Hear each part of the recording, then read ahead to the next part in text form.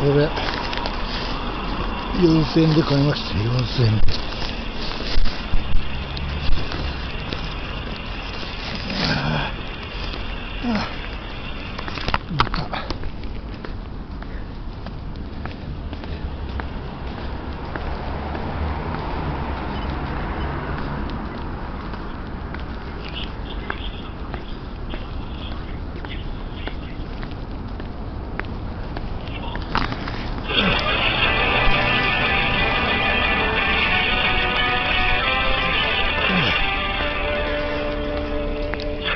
Is going to be divided into three parts.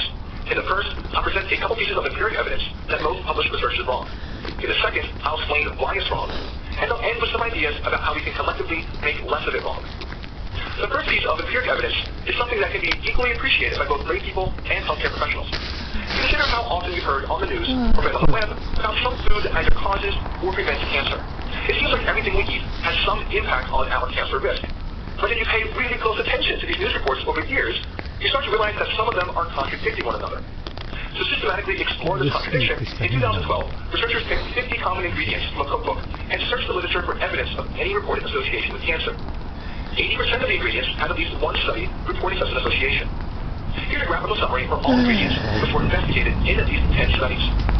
Yeah, so apparently almost everything we eat both causes and prevents cancer. Clearly, at the absolute least, half of the studies of food and cancer must necessarily be wrong. And in fact, it's probably quite a bit higher than that, because there's no reason to suspect that most food has a real effect one way or another. A second piece of evidence that most published medical research is wrong. A 2003 review that identified 101 articles in major basic science journals, such as Nature and Science, published between 1979 and 1983. Each of these articles discussed a new basic science discovery that claimed to have a future clinical therapeutic or preventative application. These were promising discoveries. Over the subsequent 20 years, of those 101 promising discoveries, just 27 of them resulted in an actual clinical trial, of which 5 were licensed for clinical use, and only 1, a class of antihypertensive medication called ACE inhibitors, entered into common use.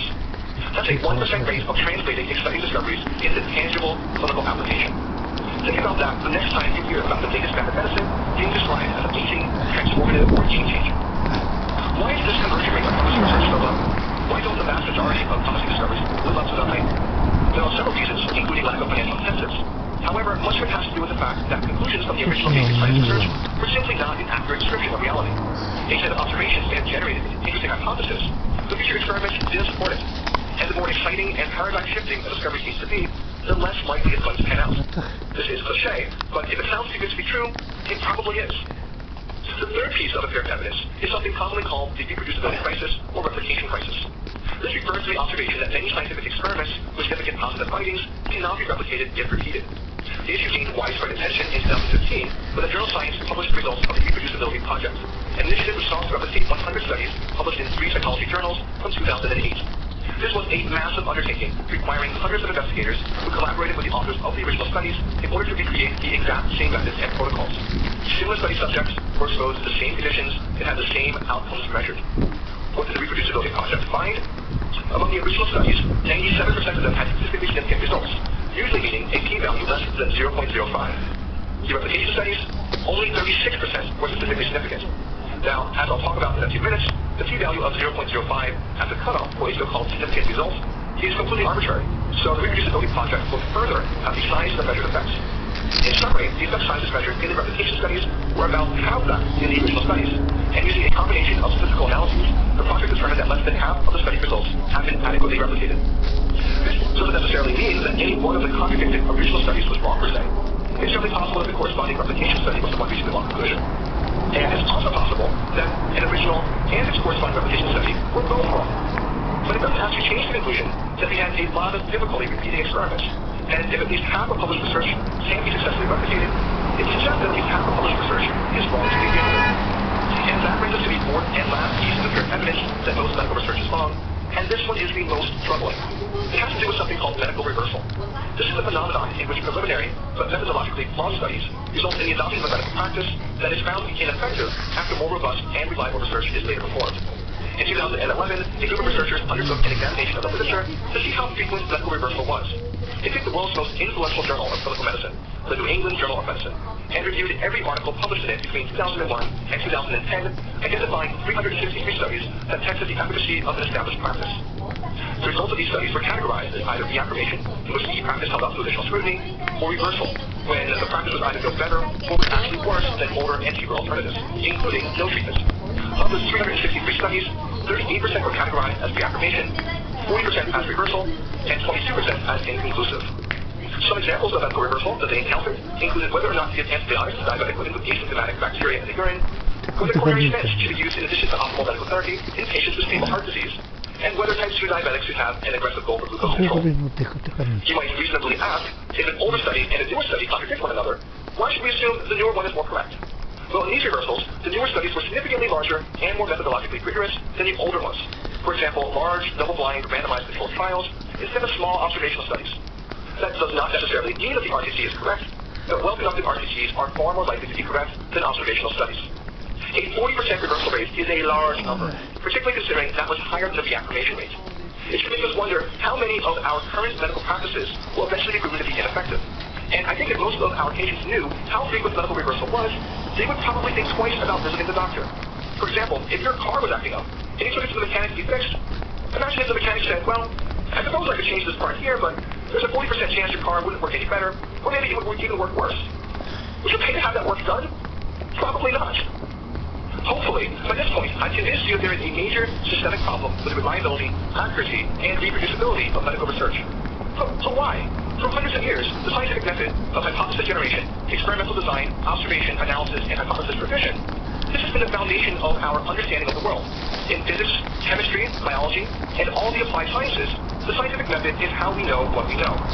Why then, when applied to medicine, have the results proven to be so untrustworthy? There are four major factors which contribute to the phenomenon of most published research being wrong: systematic bias, publication bias, statistically predictable error, and conflicts of interest. First is systematic bias in the design of studies. In this usage, bias doesn't necessarily refer to prejudices by the investigators, but rather refers to aspects of the methodology that erroneously influence the outcome of the trial beyond chance alone. For example, if a clinical trial has selection bias, it means that there were inherent differences in the types of patients who underwent intervention versus control, or inherent differences in the types of patients who did or did not participate in the study at all. If there is a difference in the dropout rate between the intervention and control patients, that results in bias. And when there are systemic differences in the care provided to patients assigned for the intervention, such as closer follow-up or additional testing, that would also be a form of bias. Systematic bias can sometimes be a true preventable mistake on the part of investigators, and sometimes it's an unavoidable consequence of the question that's being asked. For example, needing to rely on small sample sizes of studying a rare disease, or being unable to perform a blinded study of a major surgical procedure. And sometimes systematic bias may be introduced intentionally if one is trying to achieve a particular outcome due to a conflict of interest, which I'll be coming back to later on. The second major factor contributing to unreliable research is called publication bias. Publication bias is different than systematic bias in that it occurs after a study has been completed and is not generally under the control of study investigators. Publication bias refers to a well-described phenomenon in which it's easier to publish a positive study than a negative one, where a positive study is considered to be one in which a newer intervention led to a better outcome than its control did. Presumably because they are believed to be more interesting to readers, medical journals have a strong preference for positive trials. This seems to be particularly true of so-called high-impact journals, which are a small handful of journals that are the most widely cited and more generally are the most influential. To understand how publication bias works, let's take a hypothetical clinical question. Do perioperative junior mints prevent surgical site infections? Imagine that we have four independent investigators, Jerry, Elaine, George, and Cosmo, who are tackling that question. And let's suppose that each of these four investigators conduct similar-sized clinical trials with a similar degree of systematic bias. Due to the probabilistic nature of scientific results, unless a true benefit of junior mints existed and was very dramatic, or the sample sizes used in the trials were extremely large, it's likely that these four trials won't reach the same conclusion. Let's suppose that Jerry, Elaine, and George's trials all found that junior mints did not prevent surgical site infections. That is, they had no influence one way or the other. They were negative trials. And let's suppose Cosmo's trial was a positive one, meaning that it did find that junior mints did prevent infection.